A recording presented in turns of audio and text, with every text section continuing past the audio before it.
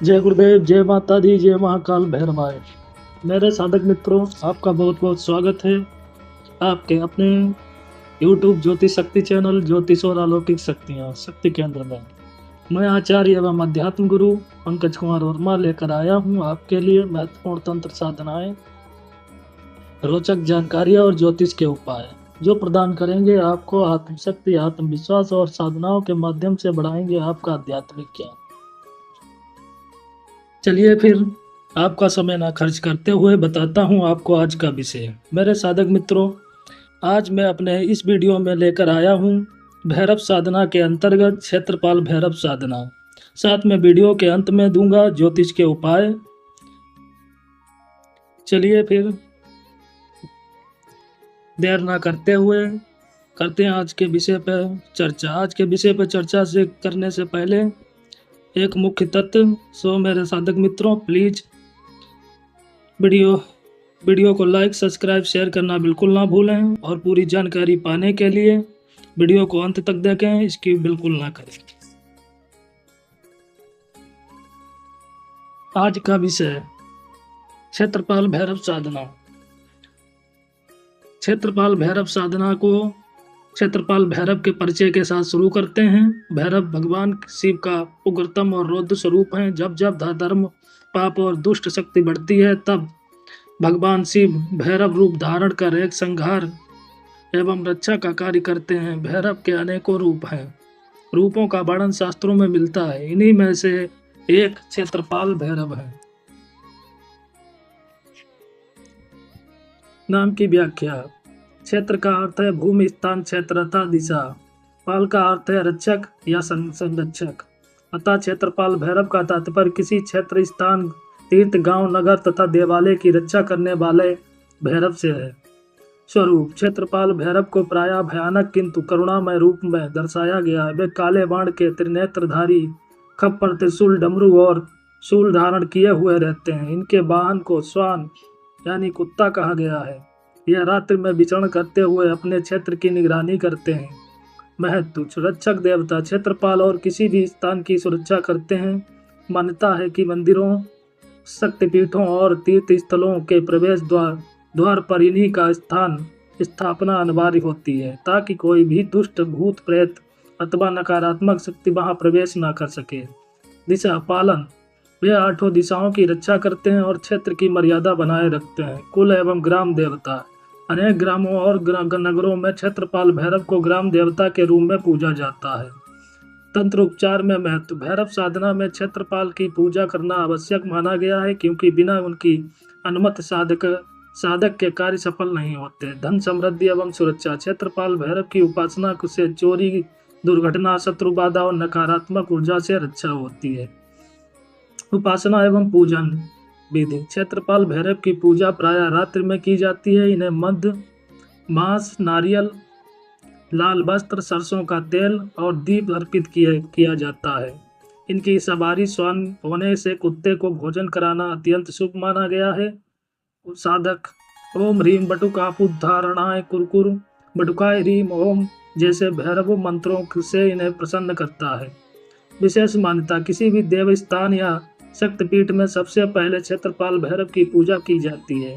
उसके बाद मुख्य देवी देवता की आराधना होती है। क्षेत्रपाल की उपेक्षा करने पर पूजा अनुष्ठान अधूरा और निष्फल माना जाता है। संक्षेप में, क्षेत्रपाल भैरव केवल रक्षक ही नहीं बल्कि साधक के मार्गदर्शक भी हैं। वे क्षेत्र की मर्यादा और साधना की सिद्धि दोनों को सुरक्षित करते हैं। अब मैं क्षेत्रपाल भैरव के प्रकट की कथा सुनाता हूँ। पुराणों और तंत्र ग्रंथों में भैरव के अनेक रूपों की कथाएं मिलती हैं।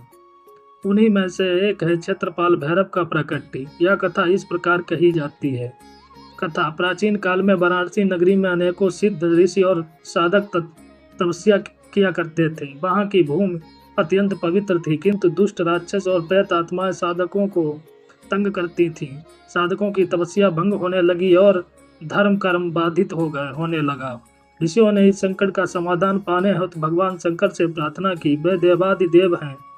हे महाकालेश्वर, यह भूमि पवित्र है। यहाँ की आपकी कृपा सदैव रहती है, किंतु दुष्ट शक्तियां आप हमारे साधना कार्य में विघ्न डाल रही हैं।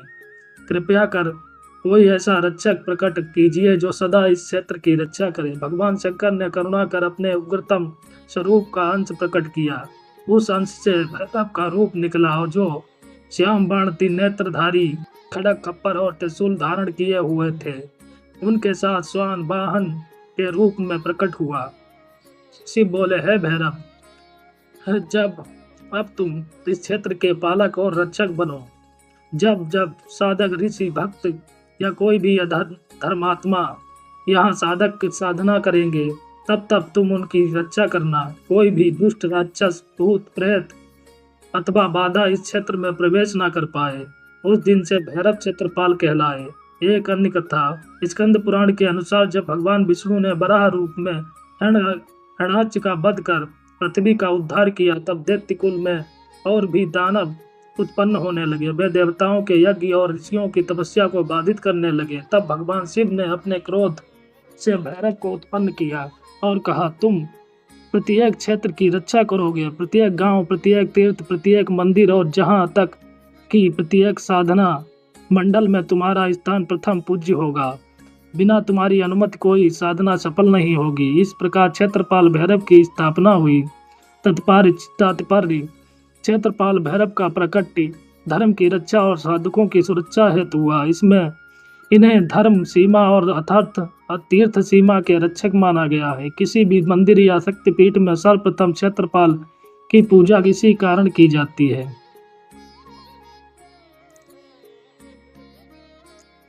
चलिए मेरे साधक मित्रों, अब शुरू करता हूँ आज के विषय पर एक कथा, क्षेत्रपाल भैरव साधना रहस्य कथा। यह भयानक, प्रेरणादायक और तांत्रिक गाथा है। काशी का घोरी, वाराणसी की पवित्र भूमि जहाँ हर घाट पर गंगा की धारा मोक्ष का वचन देती है, वहीं गहन अंधकार में एक साधक का जीवन तपस्या और रहस्यों से भरा हुआ था। उसका नाम था नागनाथ अघोरी। लंबे लंबे जटाजूट, आंखों में अग्नि की चमक और शरीर पर भस्म का लेप। वह दिन में शमशान में रहता और रात को गहन गुफाओं में साधना करता। लोग उसे देखकर डरते थे। गांव वाले कहते, वह साधारण मनुष्य नहीं, भूत पिशाचों से बातें करता है। बच्चे उसका नाम सुनकर कांप जाते और रात को उसके सांप से बचने के लिए माता पिता दरवाजे पर सरसों के तेल का दीपक जलाकर रखते। नागनाथ के भीतर केवल एक ही ध्येय था, क्षेत्रपाल भैरव की साधना। वह जानता था कि जब तक क्षेत्रपाल की कृपा ना हो, कोई भी साधना सिद्ध नहीं होती। अंधकार का आवाहन। एक अमावस्या की रात थी। गंगा के तट पर शमशान घाट पर 100 से अधिक चिताएं एक साथ जल रही थी। हवा में हड्डियों और मांस के जलने की तीव्र गंध थी। कौवे कांव कांव कर रहे थे और सियार दूर से हुआ हुआ की आवाज निकाल रहे थे। नागनाथ ने त्रिशूल गाड़ा, कपाल रखा और मंत्रोच्चार करने लगा। ओम ह्रीम क्षेत्रपाल भैरवाय नमः। ओम ह्रीम क्षेत्रपाल भैरवाय नमः। ओम ह्रीम क्षेत्रपाल भैरवाय नमः। मंत्र की प्रतिध्वनि चारों ओर फैल गई। उसने मंत्र रक्त से मंडल बनाया, बीच में तेल का दीपक रखा और अपने ही रक्त की बूंदे आहुति स्वरूप डाली।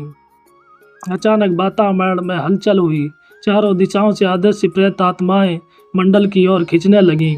कुछ रो रही थी, कुछ चीख रही थी और कुछ उसे तोड़ने का प्रयास कर रही थी। नागनाथ निर्भय होकर बोला, हे क्षेत्रपाल भैरव, यदि आप सच्चे रक्षक हैं तो इन दुष्ट आत्माओं को रोकिए, मेरी साधना सफल कीजिए। भयावह परीक्षा। जैसे ही उसने यह कहा, तेज आंधी चली, दीप बुझ गया। चारों ओर केवल गाढ़ा अंधकार। अचानक उसने देखा एक विशाल कुत्ता, जिसकी आंखें लाल अंगारों जैसी थीं, उसके सामने खड़ा था। उसके दांत रक्त से सने थे और उसका शरीर मानो भूतों की छाया से ढका हुआ था। वह कुत्ता मंडल के चारों ओर घूमने लगा। जहां वह गया, प्रेत आत्माएं भय से पीछे हट गईं। नागनाथ समझ गया यह क्षेत्रपाल भैरव का संकेत है, परंतु तभी उसके सामने एक दानव प्रकट हुआ, काला, लंबा, हाथों में खड्ग लिए हुए, और उसकी आवाज शमशान की राख जैसी ठंडी। साधक, तू यहाँ क्यों आया? यह भूमि हमारी भूमारी है, भैरव तुझे बचा नहीं पाएंगे। नागनाथ ने त्रिशूल उठाकर मंत्रोच्चार किया। दानव उस पर टूट पड़ा। अचानक बिजली की सी कौंधी और उसने देखा दानव को अदृश्य हाथों ने पकड़ लिया और उसे चीर कर शून्य में विलीन कर दिया।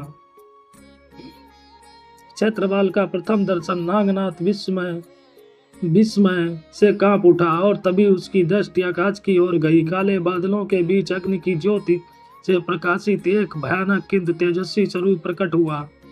नेत्र त्रिनेत्र खड़ग त्रिशूल डमरू और खप्पर धारण किए हुए उनके पैरों के पास वही कुत्ता खड़ा था जिसने उस साधना मंडल की रक्षा की थी। वह स्वरूप गर्जा, मैं क्षेत्रपाल भैरव जिस साधना का आवाहन तूने किया उसी की रक्षा में करता हूँ। चारों ओर प्रेत पिशाच चीखते हुए भाग गए। शमशान की अग्नि और प्रज्वलित हो गई। नागनाथ भूमि पर दंडवत होकर बोला, हे रक्षक, मुझे अपना शरणागत स्वीकार करें।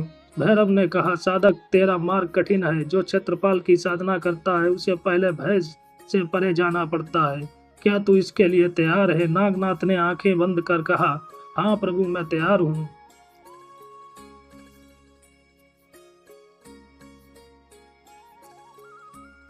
अंक 5। भैरव की शर्तें। क्षेत्रपाल भैरव का स्वर आकाश में गूंजा। साधक, जिसने भी मेरी साधना करने का साहस किया उसे 3 अग्नि परीक्षाओं से गुजरना पड़ा। पहला भय, दूसरा मोह, तीसरा मृत्यु। यदि तू इन्हें पार कर गया तो मेरी कृपा तुझ पर होगी। नागनाथ ने सिर झुकाया। उसकी आंखों में भय की रेखा थी परंतु विश्वास की भी चमक रहा था। भैरव ने आदेश दिया, आज की रात तू शमशान की सबसे पुरानी समाधि पर ध्यान लगाएगा। वहां छुपी आत्माएं तुझे भय दिखाएंगी। यदि तू कांप गया तो साधना भी यही समाप्त हो जाएगी। शमशान की समाधि।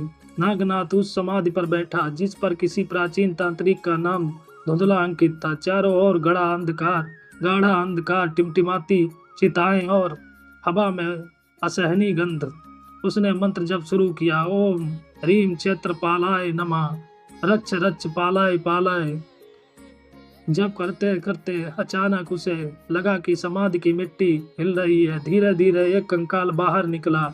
उसकी आंखें खाली आंखों के गड्ढे नागनाथ को घूर रहे थे। फिर एक और फिर अनेक। समाधि से सैकड़ों कंकाल बाहर निकल आए और चारों ओर से नागनाथ को घेर लिया। वे चिल्लाने लगे, भाग जा साधक, यह स्थान हमारा है। नागनाथ का हृदय तेजी से धड़क रहा था परंतु उसे भैरव की बातें याद आईं। पहली परीक्षा भय की है। उसने हिम्मत जुटाई और जोर से गर्जना की, है क्षेत्रपाल भैरव, यदि आप मेरे रक्षक हैं तो मुझे शक्ति दीजिए। अचानक आकाश से लाल बिजली गिरी। सभी कंकाल भस्म होकर ढेर में बदल गए और समाधि पर एक अग्नि ज्योत प्रकट हुई, मोह की अग्नि। अगली समस्या को भैरव ने कहा, अब दूसरी परीक्षा मोह की है। साधक, तूने त्याग का मार्ग चुना परंतु मोह तुझे विचलित करेगा। रात्रि में जब नागनाथ साधना कर रहा था तो अचानक सामने उसकी मृत पत्नी का स्वरूप प्रकट हुआ। वह कोमल, सजीव और मुस्कुराती हुई थी। स्वामी, मैं आप वापस आ गई हूँ। अब तपस्या छोड़ दो और मेरे साथ चलो। नागनाथ की आंखें नम हो गईं। वह सचमुच अपनी पत्नी से बहुत प्रेम करता था। उसके साथ उसने हाथ बढ़ाया परंतु तभी उसका मन जागा। नहीं, यह माया है, यह मोह का जाल है। उसने जोर से भैरव मंत्र का उच्चारण किया। पत्नी का स्वरूप धीरे धीरे काला धुआं बन कर विलीन हो गया और भयावह प्रेतनी का रूप धारण कर लिया। वह चीखती हुई बोली, तूने मुझे पहचान लिया साधक, पर अगली बार मृत्यु तुझे नहीं छोड़ेगी। मृत्यु का सामना। भैरव ने अंतिम परीक्षा की घोषणा की। अब तीसरी परीक्षा मृत्यु की है। यदि तू इस परीक्षा को पार कर ले तो तुझे मेरी सच्ची कृपा प्राप्त होगी। नागनाथ ने शमशान की रेत पर आसन जमाया और जब मैं लीन हो गया तभी चारों ओर से राख का तूफान उठा। उसके शरीर पर सैकड़ों हाथों की घंटी पकड़ महसूस हुई। उसके शरीर पर सैकड़ों हाथों की ठंडी पकड़ महसूस हुई। उसके सामने एक विशाल काला पुरुष प्रकट हुआ। मैं हूँ मृत्यु का दूत, तेरी साधना यहीं समाप्त होती है। उसने नागनाथ का गला पकड़ लिया। नागनाथ की सांसें रुकने लगी। वह गिर पड़ा उसे लगा कि उसकी आत्मा शरीर से निकल रही है। चारों ओर अंधकार। फिर अचानक भैरव का स्वर, साधक मृत्यु का भय ही तेरी सबसे बड़ी जंजीर है, इसे तोड़। नागनाथ ने अपनी सारी शक्ति जुटाकर गर्जना की, ओम ह्रीम क्षेत्रपालाय मृत्युंजय नमः। क्षण भर में मृत्यु दूत राख बनकर बिखर गया और नागनाथ फिर से श्वास लेने लगा।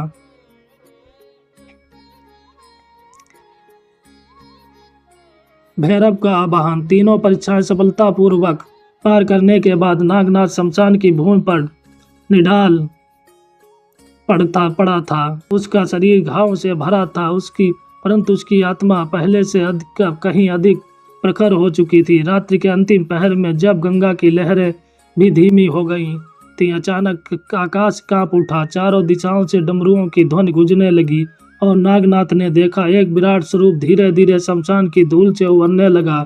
त्रिनेत्र, भयानक दाढ़ी, खड्ग और त्रिशूल से सुसज्जित, गले में नरमुंडों की माला, शरीर पर भस्म और पैरों के पास उसका वाहन श्वान था।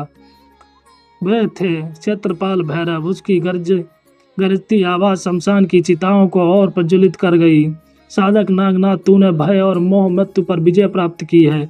अब मैं तुझे अपना शरणागत स्वीकार करता हूँ। तांत्रिक रहस्य। भैरव बोले, जान ले कि किसी भी साधना की सफलता केवल मंत्र जाप से नहीं होती। जब तक क्षेत्रपाल की अनुमति नहीं मिलती, देवता तक साधक की आहुति नहीं पहुंचती। मैं ही वह सीमा हूँ जो साधक को सुरक्षित करती है। फिर उन्होंने अपने खप्पर में से एक काला तेल निकाला और नागनाथ के मस्तक पर तिलक लगाया। तुरंत ही नागनाथ की आंखों के सामने संसार बदल गया। उसने देखा गगन में उड़ते प्रेत, शमशान में घूमते दृश्य राक्षस, गांव की सीमाओं पर खड़े अदृश्य प्रहरी और मंदिरों के द्वार पर बैठे अदृश्य रक्षक। भैरव बोले, ये सब क्षेत्रपाल की सेनाएं हैं। हम बिना दिखे धर्म की सीमाओं की रक्षा करते हैं। साधक अब तक भी इस रहस्य का भागीदार है। नागनाथ ने कांपते स्वर में पूछा, प्रभु अब मुझे क्या करना होगा? भैरव ने कहा, तुझे अब क्षेत्रपाल मंत्र की सिद्धि करनी होगी। यह मंत्र गुप्त है और केवल योग्य साधक को ही दिया जाता है।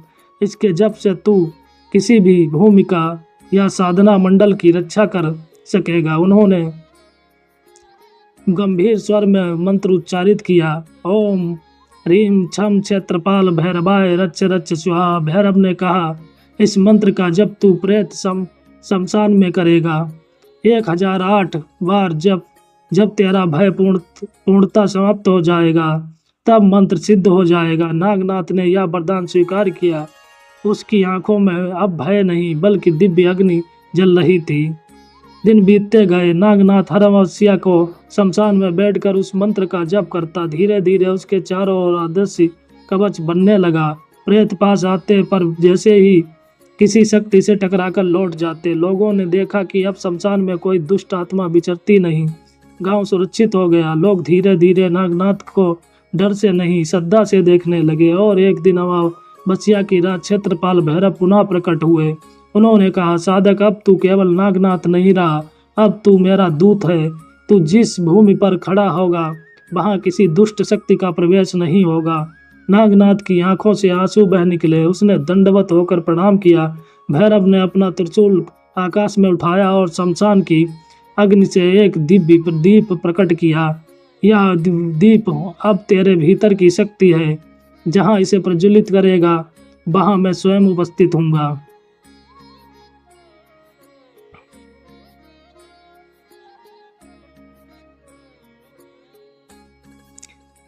गांव पर संकट। नागनाथ अब गांव में केवल अघोरी नहीं बल्कि भैरव दूत के रूप में प्रसिद्ध हो चुका था। परंतु जैसे ही प्रकाश फैलता है, अंधकार भी और उग्र हो उठता है। एक दिन गांव के पास की पहाड़ी से एक दुष्ट तांत्रिक अपने शिष्यों के साथ प्रकट हुआ। वह अपने प्रेत मंत्रों से गांव की सीमाओं को तोड़ना चाहता था।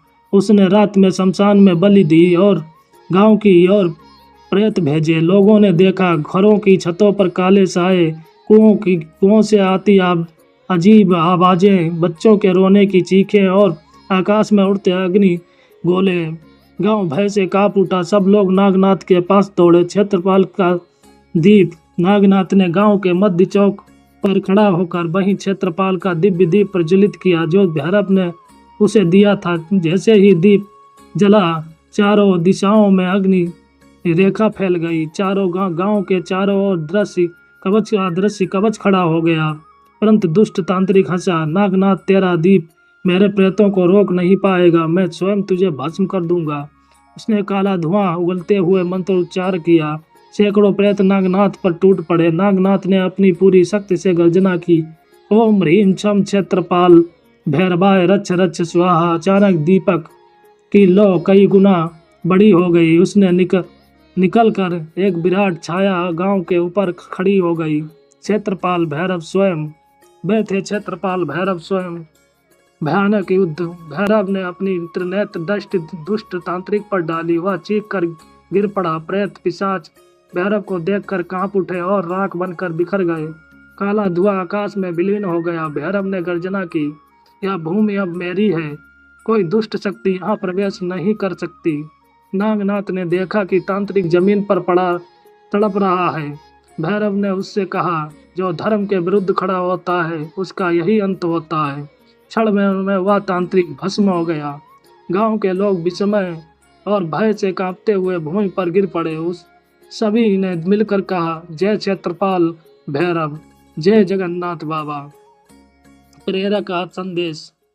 उस दिन के बाद से गांव सभी कभी किसी दुष्ट शक्ति से नहीं डरा। नागनाथ अब केवल एक साधक नहीं बल्कि क्षेत्रपाल भैरव के जीवित प्रतीक बन चुके थे। उन्होंने गांव वासियों को सिखाया, भैरव साधना केवल भयावह नहीं बल्कि सुरक्षा और धर्म की रक्षा का मार्ग है। जो साधक भय मोह और मृत्यु पर विजय पा लेता है वही सच्चा तांत्रिक कहलाता है। लोगों ने हर अमावस्या को गांव के द्वार पर दीपक जलाना शुरू किया। यह दीप भैरव की उपस्थिति का प्रतीक बन गया। नागनाथ ने अपना जीवन भैरव सेवा में लगा दिया और अंततः स्वयं भी भैरव के लोक में विलीन हो गए। उपसंहार। यह कथा हमें बताती है, भय का सामना करने पर ही शक्ति मिलती है। मोह के ऊपर उठकर ही साधक सफल होता है। मृत्यु को स्वीकार करने पर ही अमरता प्राप्त होती है। और सबसे बड़ी बात, क्षेत्रपाल भैरव सदैव धर्म की सीमा और भक्त की साधना की रक्षा करते हैं।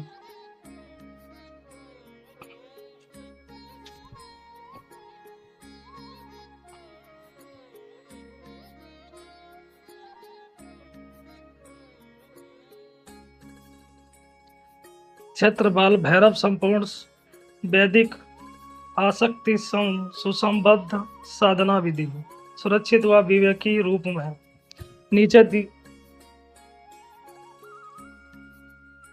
नीचे दी गई साधना वैदिक पद्धति आधारित और प्रतीकात्मक रूप में है। इसका उद्देश्य रक्षा, क्षेत्र शुद्धि और आध्यात्मिक उन्नति कृपा याद रखें। यह मार्ग केवल राह प्रकाश और आत्म सुरक्षा के लिए किया गया है।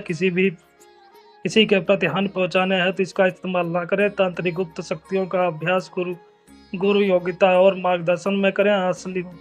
असली स्थान, समय, काशी, प्रकार, शमशान, घोर अनुष्ठान पर जाने से पहले स्थानीय नियमों का पालन करें और कोई भी गैर कानूनी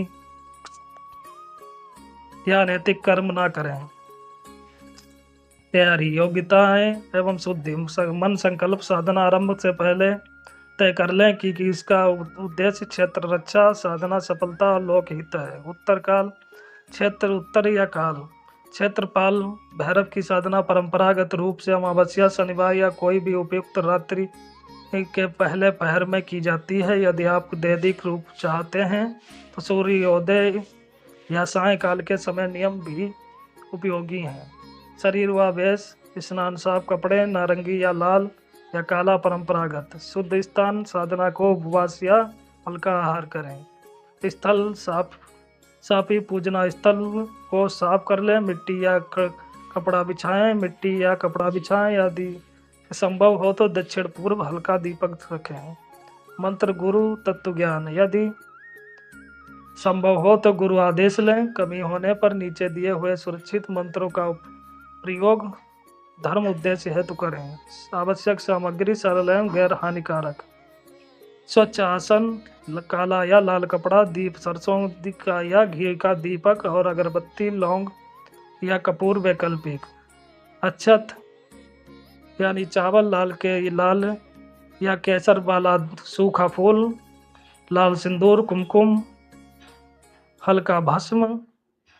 अगर आप वैदिक रूप रखें तो चंदन टीका करें।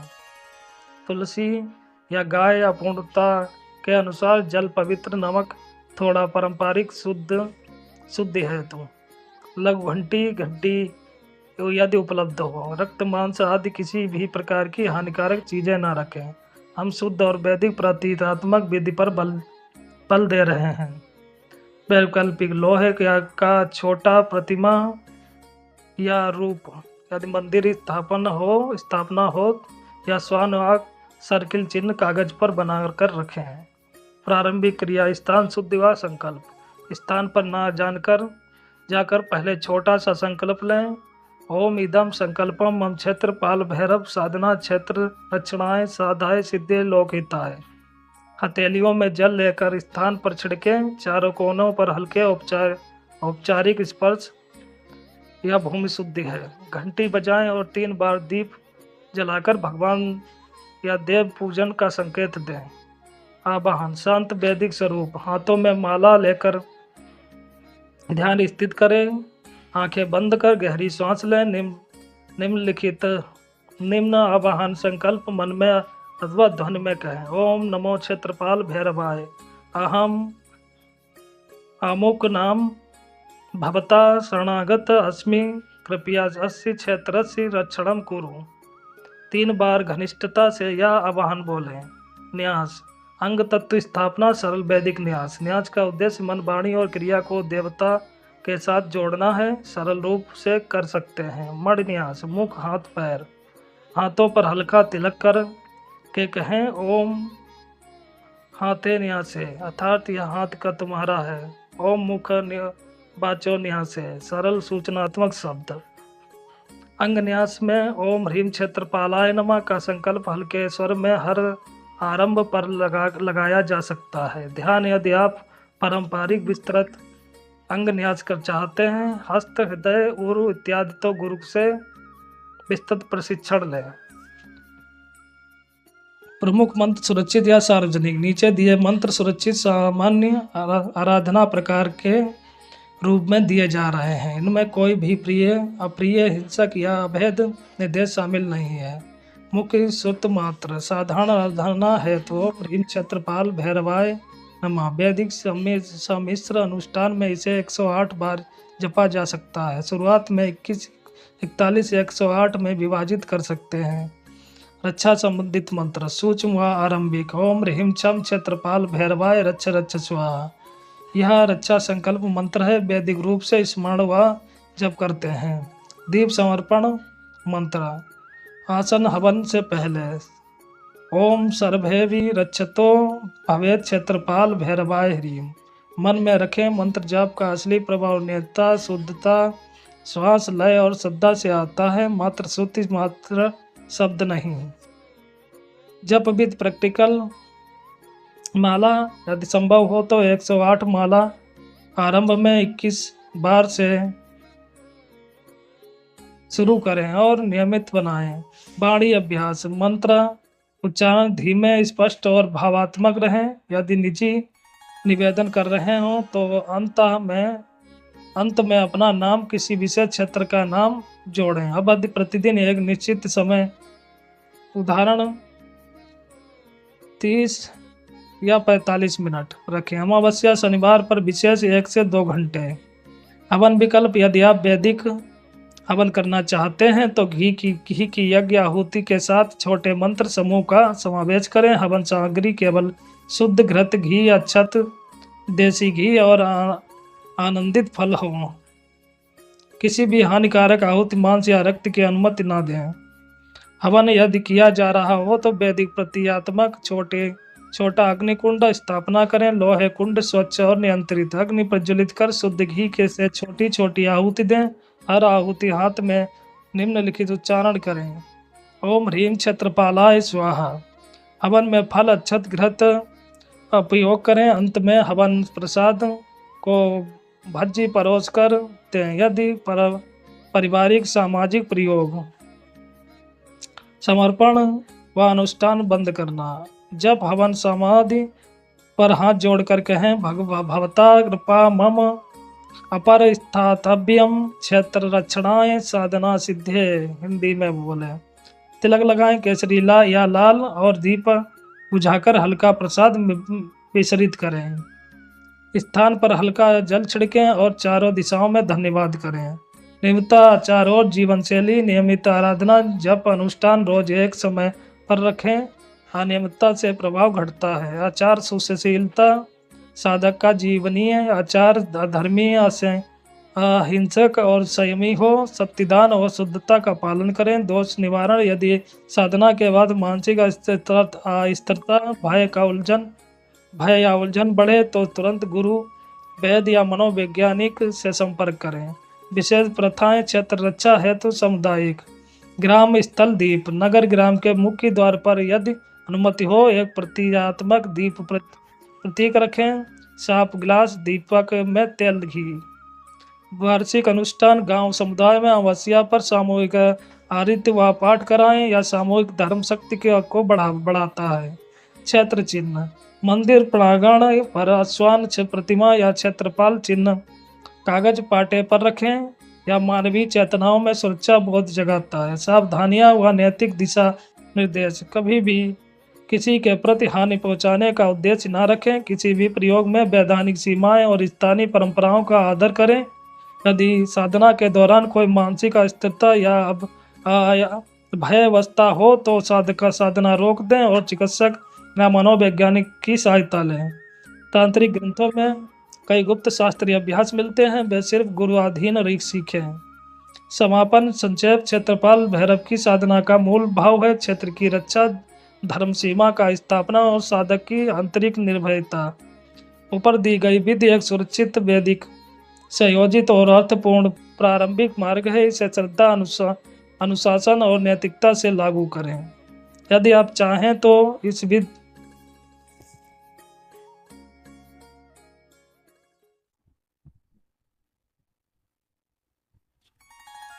क्षेत्रपाल भैरव संपूर्ण वैदिक आसक्ति सुसंबद्ध साधना विधि, सुरक्षित व विवेकी रूप में।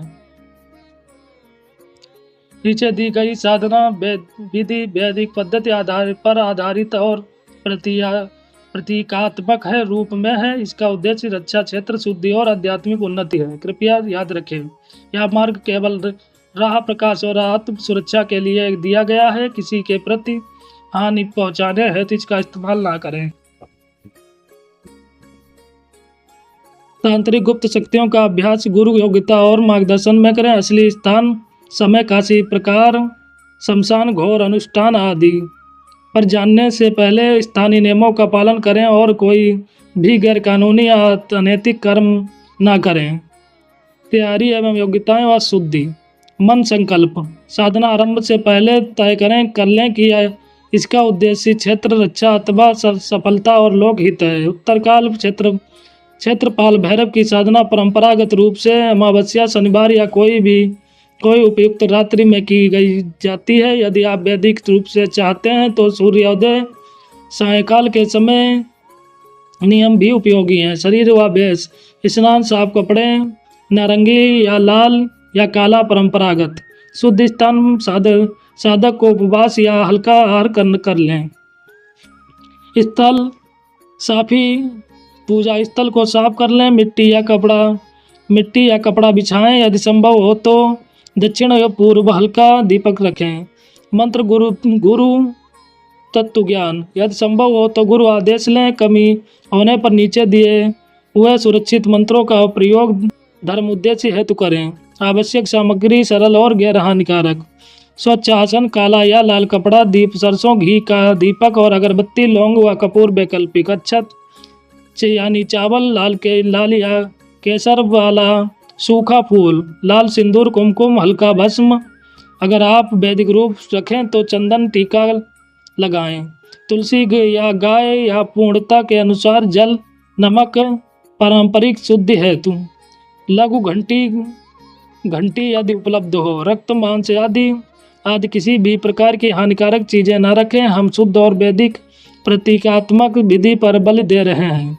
लोहे का छोटी प्रतिमा या रूप, या यदि मंदिर में स्थापना हो, या स्वर्ण का सर्किल चिन्ह कागज पर बनाकर रखें। प्रारंभिक क्रिया स्थान शुद्ध एवं संकल्प। स्थान पर न जाकर पहले छोटा सा संकल्प बोलें। ओम इदम संकल्पम मम क्षेत्रपाल भैरवा साधना क्षेत्र रक्षणाय साधना सिद्धाय लोकहिताय। हथेलियों में जल लेकर स्थान पर छिड़कें। चारों कोनों पर हल्के औपचारिक स्पर्श या भूमि शुद्धि है। घंटी बजाएं और 3 बार दीप जलाकर भगवान या देव का पूजन का संकेत दें। आवाहन शांत वैदिक स्वरूप। हाथों में माला लेकर ध्यान स्थिर रखे करें। आंखें बंद कर गहरी सांस लें। निम्नलिखित आवाहन संकल्प मन में अथवा ध्वनि में कहें। ओम नमो क्षेत्रपाल भैरवाय। अहम अमुक नाम भवता शरणागत अस्मि कृपया अस्य क्षेत्रस्य रक्षणं कुरु। 3 बार घनिष्ठता से इस आह्वान को बोलें। न्यास अंग तत्व स्थापना सरल वैदिक न्यास। न्यास का उद्देश्य मन, वाणी और क्रिया को देवता के साथ जोड़ना सरल रूप से कर सकते हैं। मण न्यास हाथों पर हल्का तिलक करके कहें। ओम हाथों न्यासे अर्थात यह हाथ तुम्हारा है। ओम मुखा वाचो न्यासे सरल सूच्यात्मक शब्द। अंग न्यास में ओम ह्रीम क्षेत्रपालाय नमः का संकल्प हल्के स्वर में हर प्रारंभ पर लगाया जा सकता है। ध्यान आदि का आप पारंपरिक विस्तृत अंग न्यास चाहते हैं तो गुरु से विस्तृत प्रशिक्षण लें।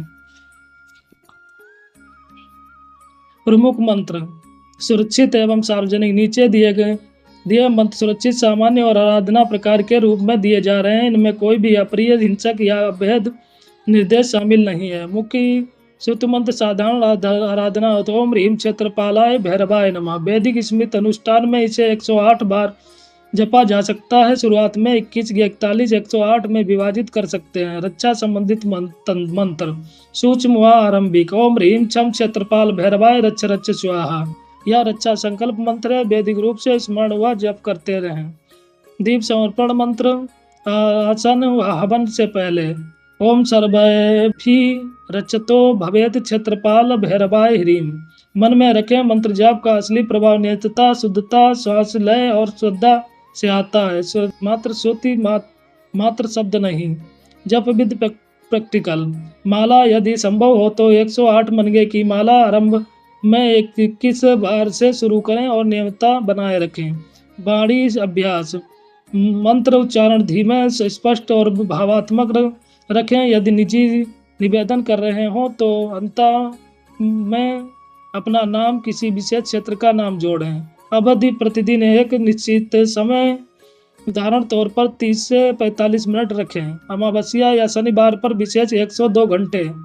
हवन विकल्प। यदि आप वैदिक हवन करना चाहते हैं तो घी की यज्ञ आहुति के साथ छोटे मंत्र समूह का समावेश करें। हवन सामग्री केवल शुद्ध घृत, घी, अक्षत, देसी घी और आनंदित फल हों।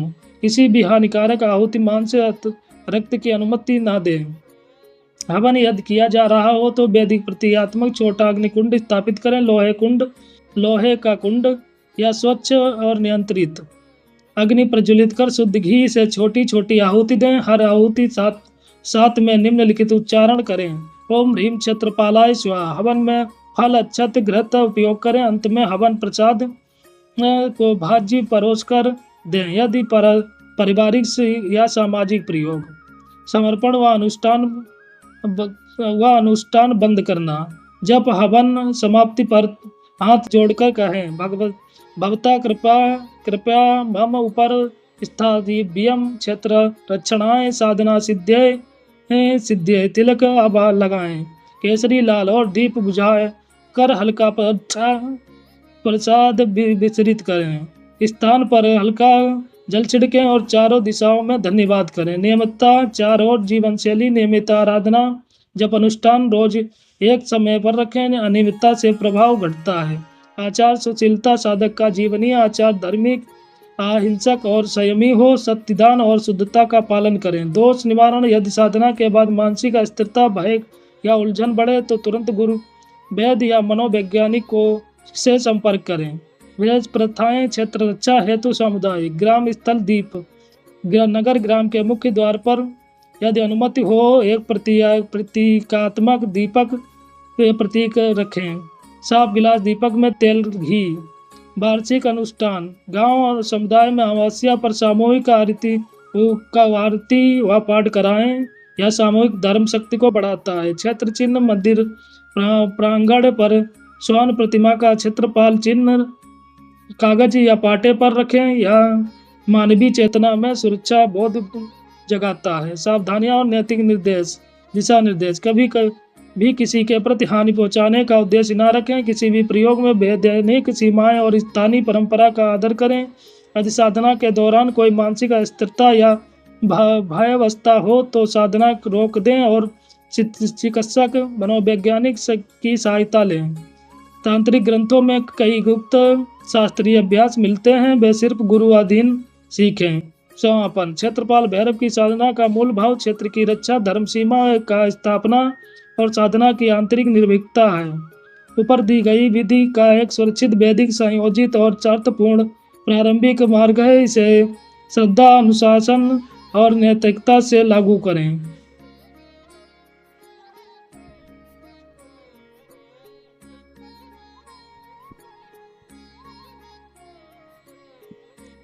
क्षेत्रपाल भैरव टोटके उपाय उपचार एवं तांत्रिक प्रयोग शत्रुनाश एवं रक्षा साधना है। क्षेत्रपाल भैरव को ग्राम क्षेत्र व साधना स्थल का रक्षक माना गया है। ये भयाघोर और तंत्र परंपरा के आदर्श प्रहरी हैं। उनकी साधना व प्रयोग साधक को शत्रुबाधा, प्रेतबाधा, कोर्ट कचहरी, चोरी, नजरदोष और भयानक शत्रु विनाश तक से रक्षा प्रदान करती है। नीचे कुछ प्रमुख उपाय टोटके और तांत्रिक प्रयोग दिए जा रहे हैं।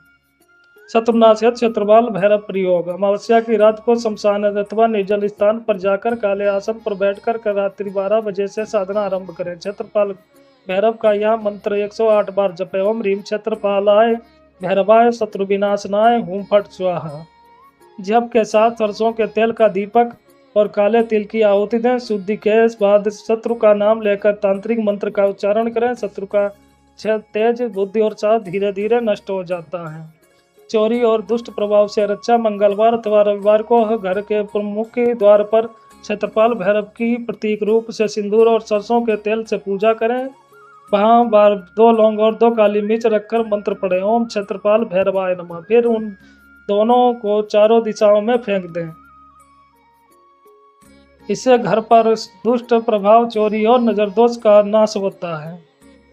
कोर्ट कचहरी में विजय यदि कोई कोर्ट कचहरी या मुकदमेबाजी से परेशान है, शनिवार की रात को काले कपड़े में 11 काली मिर्च, 11 राई के दाने और थोड़ी भैरव भस्म बांधकर भैरव मंदिर या किसी निर्जन स्थान पर गुप्त रूप से रख जाएं। जाते समय यह मंत्र बोले। ओम ह्रीम क्षेत्रपाल भैरवाय दुष्ट वाक्य निवारे फट।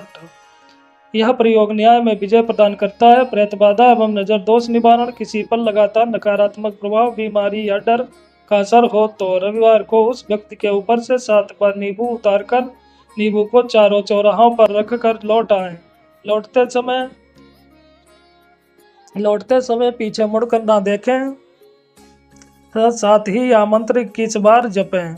ओम क्षेत्रपाल भैरवाय प्रेत बाधा निवारणाय स्वाहा।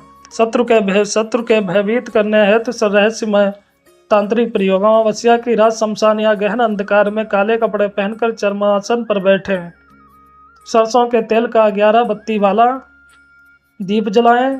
108 बार यह मंत्र जपें। ओम छम छम क्षेत्रपाल भैरवाय हुम फट। इसके बाद शत्रु का नाम लेकर 11 बार मंत्र का उच्चारण करें। शत्रु भयभीत होकर स्वयं पीछे हट जाता है। सावधानियां, यह सभी प्रयोग गुप्त एवं तांत्रिक परंपरा से जुड़े हैं। इन्हें सामान्य व्यक्ति हल्के में न ले। भैरव उपासना में सदैव गुरु दीक्षा और मार्गदर्शन की आवश्यक है। बिना शुद्ध नियम और श्रद्धा के प्रयोग करने पर विपरीत प्रभाव भी हो सकते हैं।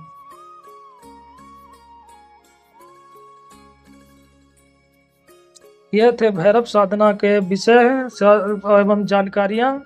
अब आपको देता हूँ रविवार के ज्योतिष के उपाय। रविवार के ज्योतिष के टोटके, उपचार, तांत्रिक प्रयोग एवं तांत्रिक विद्या। रविवार सूर्य देव और भैरव उपासना का विशेष दिन है। इस दिन किसी किए गए उपाय न केवल ग्रह बाधा, दरिद्रता, रोग, अशुभ ग्रह दोष का निवारण करते हैं, बल्कि शत्रुनाश, आयु वृद्धि और तेज प्राप्ति भी कराते हैं। नीचे विस्तृत प्रयोग दिए जा रहे हैं। सूर्य दोष निवारण व आयु वृद्धि प्रयोग। रविवार को प्रातःकाल सूर्योदय के समय तांबे के लोटे में जल भरकर उसमें लाल फूल, गुड़ और अक्षत डालें। उस जल को दोनों हाथों से ऊपर उठाकर सूर्य को अर्पित करें। साथ ही यह मंत्र बोले, ओम ग्रह सूर्याय नमः। इससे सूर्य ग्रह के दोष शांति हो पाते हैं, स्वास्थ्य सुधरता है और आयु में वृद्धि होती है। दरिद्रता व गरीबी निवारण प्रयोग। रविवार को लाल कपड़े में गेहूं और गुड़ बांधकर किसी ब्राह्मण या गरीब को दान दें। यह कार्य 11 रविवार तक करने से घर में लक्ष्मी का वास होता है और आर्थिक स्थिति मजबूत होती है। शत्रुनाश हेतु तांत्रिक प्रयोग। रविवार की रात 12 बजे किसी सुनसान स्थान पर काले कपड़े पर बैठे अपने सामने सरसों तेल का दीपक जलाएं और काले तिल से 11 बार अग्नि आहुति दें। इस मंत्र का 108 बार जप करें। ओम ह्रीम सूर्य रूपाय भैरवाय शत्रु विनाशनाय होम फट। इससे शत्रु की शक्ति क्षीण हो जाती है और वह परास्त होता है। रोग निवारण है तो उपचार। रविवार को प्रातः काल लाल चंदन का तिलक माथे पर लगाएं। दोपहर में लाल वस्त्र पहनकर सूर्य को लाल पुष्प अर्पित करें। यह मंत्र 11 बार पढ़ें। ओम आदित्य च सोमाय मंगलाय बुधाय च गुरु शुक्र शनिश्चरैव राहुवे केतवे नमः। इससे अनारोग्य व दीर्घकालीन रोग दूर होने लगते हैं। भय व प्रेत बाधा निवारण प्रयोग। रविवार की रात को पीपल के नीचे सरसों का तेल का दीपक जलाएं।